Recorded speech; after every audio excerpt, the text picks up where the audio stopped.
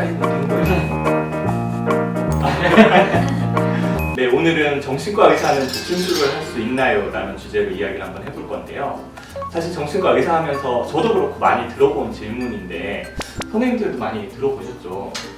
엄청 많이 듣죠. 어디 가서 뭐 정신과 의사다라고 이야기하면은 바로 그러면 뭐 제 마음 같은 거 딱 보고 읽을 수 있는 거 아니에요? 이런 독심술 할 수 있는 거 그런 게 엄청 많이 듣죠. 술자리에서 그냥 친구들이랑 편하게 술 먹는 자리에서도 뭐 한마디 하면서도 지금 나 분석당하는 거 아니야? 이렇게 물어보기도 하고 나 뭐 평가당할까봐 뭐 아무 말도 못하겠어 뭐 이렇게 얘기하는 친구들도 많이 있었고요. 뭐 소개팅 같은 데 나가도 무슨 일 하세요? 의사입니다. 뭐 무슨 과세요? 정신과예요. 뭐 함부로 할 수가 없겠네요. 이런 이야기하고.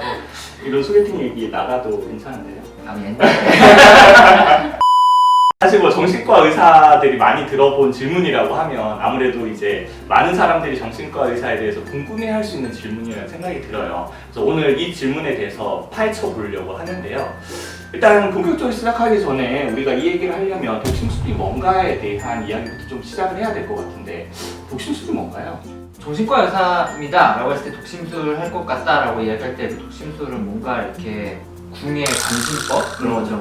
왜 마구니가 끼었구나? 마구니가 가득 찼구나. 이렇게 딱 보고 이야기하는 거 있잖아요. 이렇게 막 말투나 뭐 이렇게 표정 그런 거 보고서 저 사람은 좀 어떤 타입의 사람일 것 같아. 저 사람 무의식에는 뭐가 있구나. 이렇게 이야기하는 거예요. 만약에 제가 독심술이 된다면 전 정신과 의사 안 할 것 같아요.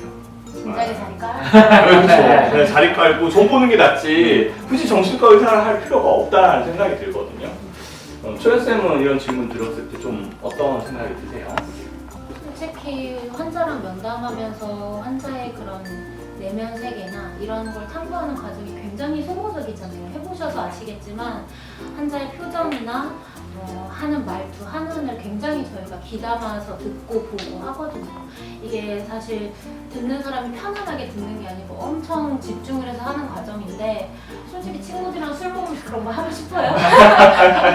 내 얘기하기 바쁘잖아요. 그럼요. 그쵸. 저도 술 먹으면서 제 고민도 토로하고 친구들이 하는 말 그렇게까지 귀담아 듣지 않거든요. 사실은. 일할 때 저희가 듣는 게 직업인데 사실 이렇게 친구들 만나서 그렇게까지 에너지 들이지는 않는 것 같아요. 저는 이제 친구들이랑 이야기할 때랑 이제 환자들이랑 어떤 이야기들을 할 때 좀 다른 것 같아요. 그러니까 뭐 상담이 이제 여러 가지 방법이 있기는 하지만 이제 사이코세라피라는 측면에서 조금 말씀을 드리면 사실 이제 저희가 사이코세라피라는 상담을 진행을 하게 되면 기본적으로 이제 자유현상이라는 걸 하게 되잖아요. 사실 자유현상을 하게 이제 시키고 치료자는 아무 말을 안 할 때는 이제 여기서 전제는 뭐냐면 상담받으러 온 내담자가 최대한 방어 기제를 드러내고 최대한 솔직한 내 마음을 드러낼 수 있게 듣는 건데 사실 친구들 사이에서도 사실 그렇게 솔직하게 우리가 이야기는 하지 못하잖아요.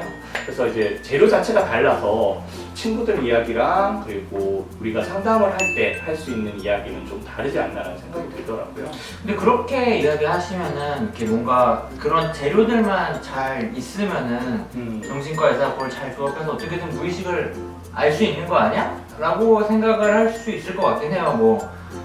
그러니까 친구들끼리도 이렇게 술 안 먹고 카페에 앉아서 좀 솔직하게 진솔하게 이야기하면은 정신과 친구 있으면 내 무의식을 좀 뭔가 알 수 있을 것 같은 그렇게 생각할 수 있을 것 같은데요. 이 얘기 나가면 친구들이 저한테 솔직하게 얘기 안 하겠는데요.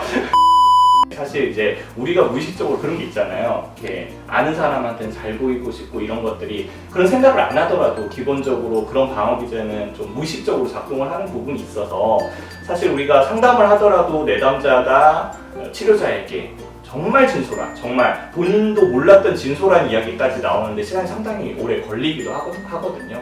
그래서 저는 이런 수준까지는 친구들 사이에서는 절대 있을 수 없는 일.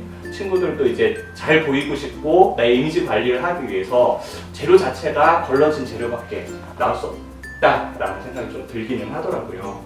그렇죠. 그리고 아무래도 그 무의식을 향해서 알아가는 그 과정 자체가 서로의 이제 협동이 되게 중요한 거고 환자와 이제 치료자의 협동이 중요한 거라서 환자가 단계를 밟아가면서 스스로에 대해서 이제 탐색하는 게 굉장히 중요하잖아요. 그렇기 때문에 뭐 듣는 치료자가 너는 이런 거 같아 라고 절대 얘기할 수가 없는 거고, 너는 이런 일이 있으니까 너는 이럴 거야 라고 절대 확언하거나 단언하는 게 절대 무의식이 아니기 때문에 저희가 이렇다 저렇다 얘기하는 건 어려울 것 같아요. 따지고 보면 독심술이라는 거는 그냥 우리 다른 일반인들이, 그러니까 저도 그렇고 그냥 일상생활에서 더 많이 하고 있는 것 같아요. 그러니까 그 인지 왜곡이라고 우리들이 나도 모르게 그 실제랑 좀 다른 좀 비합리적인 생각들을 하게 되는 형태의 사고를 인지 왜곡이라고 이야기를 하거든요. 인지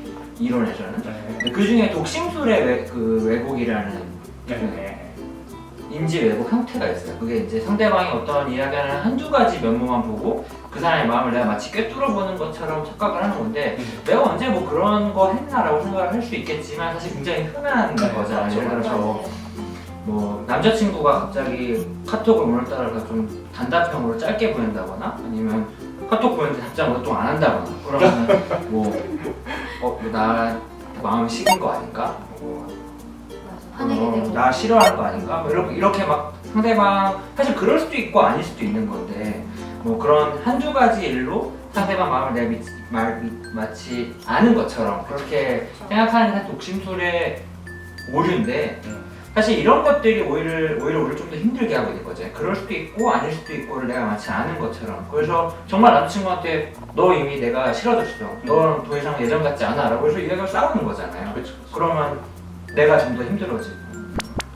그래서 어떻게 보면은 정신과 의사는 독심술을 못한다 뿐만 아니라, 그러니까 좀 우리들이 은연중에 무의식 중에 하고 있는 그런 독심술의 오류들이 잘못되었다는 것들을 저희한테 오는 분들한테 이야기해 주는 것도 저의 오히려 역할이지 않을까, 그런 생각을 좀 할 때가 있어요. 지금까지 한 이야기로 오늘 한 던진 질문에 대해서 답을 할 수 있을 것 같은데요.